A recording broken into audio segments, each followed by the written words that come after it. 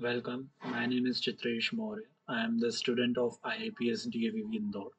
So I am today explaining the topic which is called cloud security. What is cloud security? Cloud security is a collection of procedures and technology designed to address external and internal threats to business security. Organizations need cloud security as they move forward toward their digital transformation strategy and incorporate cloud-based tools and services as a part of their infrastructure. Cloud security challenges. Misconfiguration. The first challenge is misconfiguration, which is one of the biggest concerns. Customers of cloud based services are responsible for configuring their own security environments. Oftentimes, they use out of the box configuration that fail to address their specific security objectives. Cloud native breaches.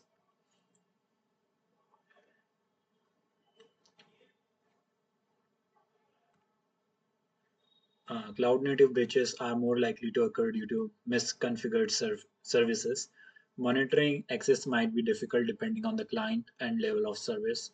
Meeting regulatory standards is also a concern, particularly in industries that are required by law to follow specific requirements in such as HIPAA, PSI DSS, and GDPR. Now we have the next topic, which is cloud design principles. There are many types of cloud design principles, but today we are discussing four of these. First one is least privilege, separation of duties, defense in depth, least common mechanism. So first one is least privilege. Security controls are essential to keeping sensitive data private and safe.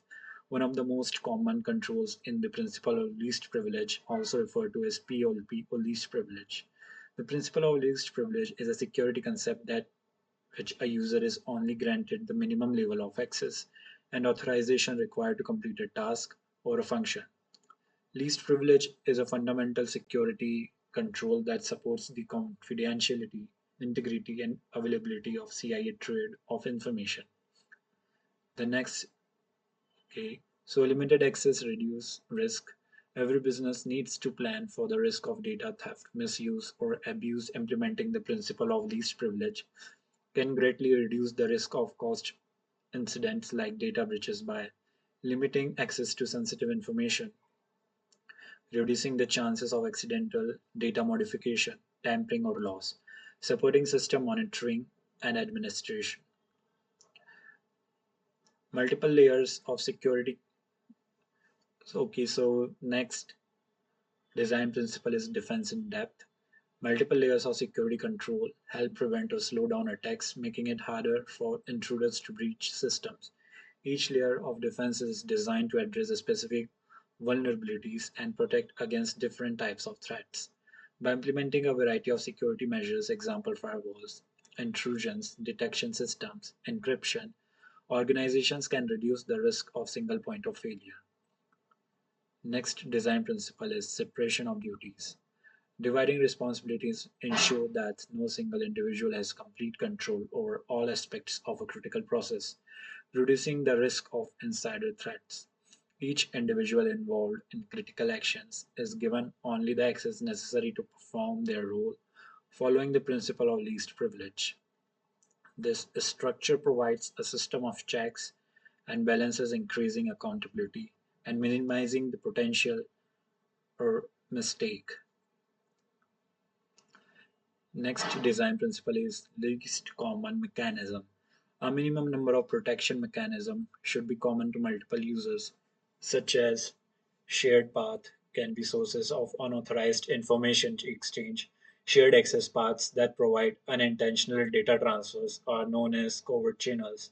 Thus, the least common mechanism promotes the least possible sharing of common security mechanisms.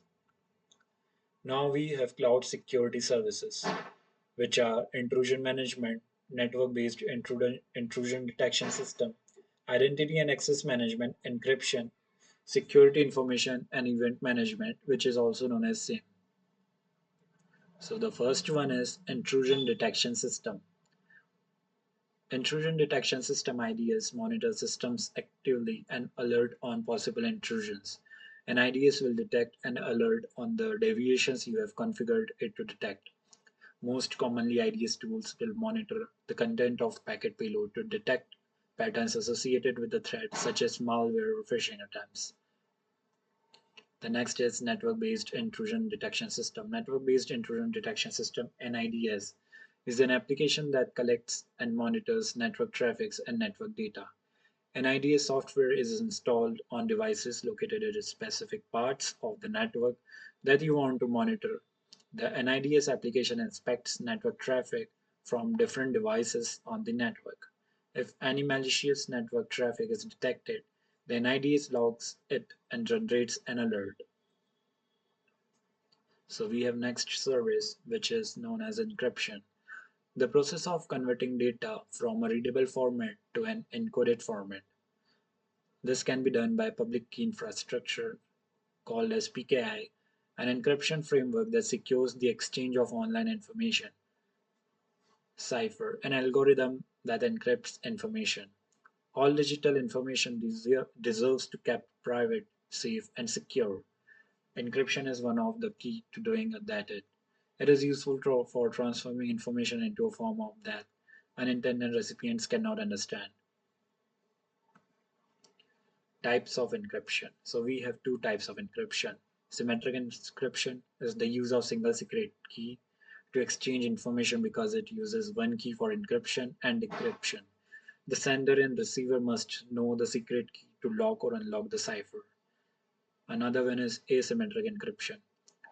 Asymmetric encryption is the use of a public and private key pair for encryption and decryption of data.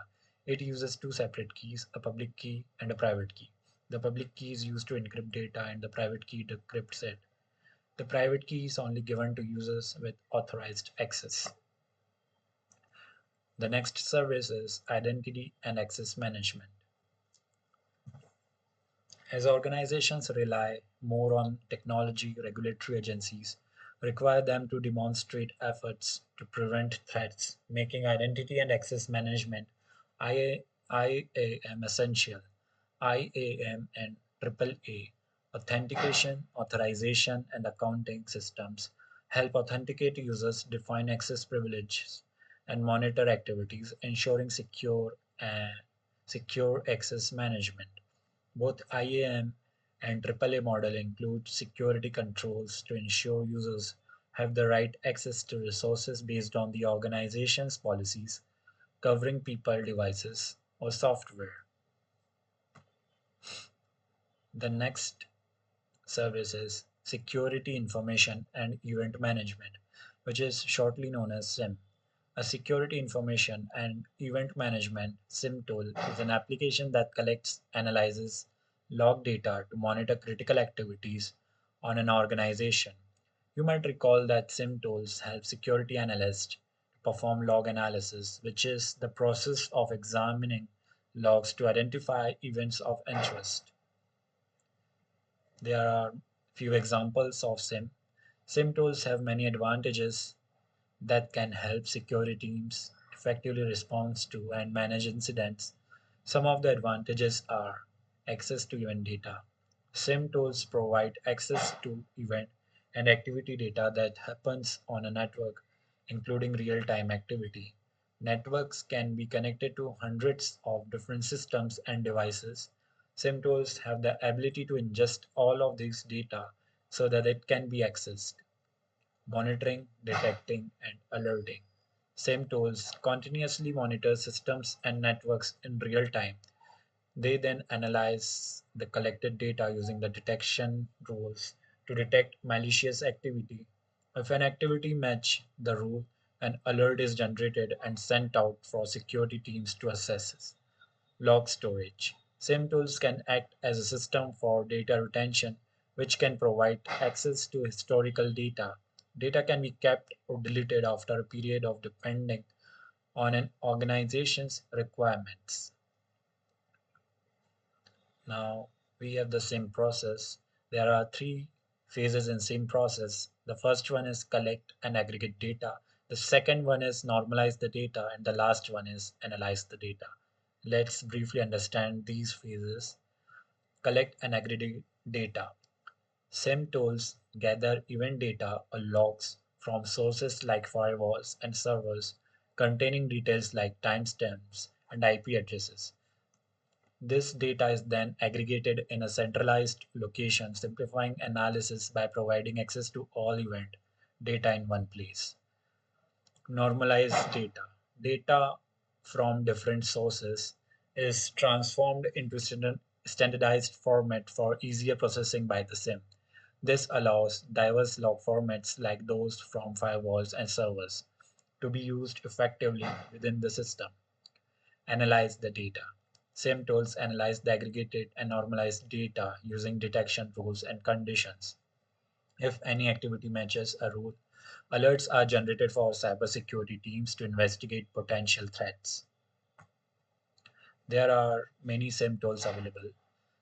The following are SIM tools commonly used in the cybersecurity industry, which are Alien Vault, Chronicle, Elastic, Exabeam, IBM QRadar Security Intelligence Platform, Logarithm, and Splunk. We will understand Chronicle and Splunk in detail. Chronicle is a cloud native SIM tool from Google that retains, analyzes, and searches log data to identify potential security threats, risks, and vulnerabilities.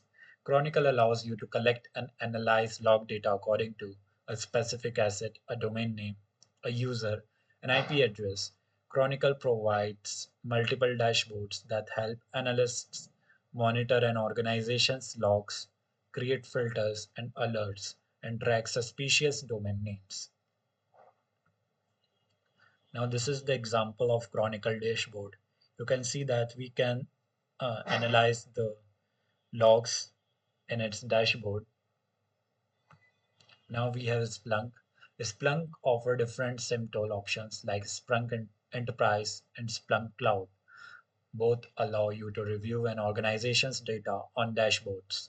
This helps security professionals manage an organization's internal infrastructure by collecting, searching, monitoring, and analyzing log data from multiple sources to obtain full visibility into an organization's everyday operations. Now, this is the example of Splunk dashboard. You can see that we can search any logs from its dashboard. Thank you.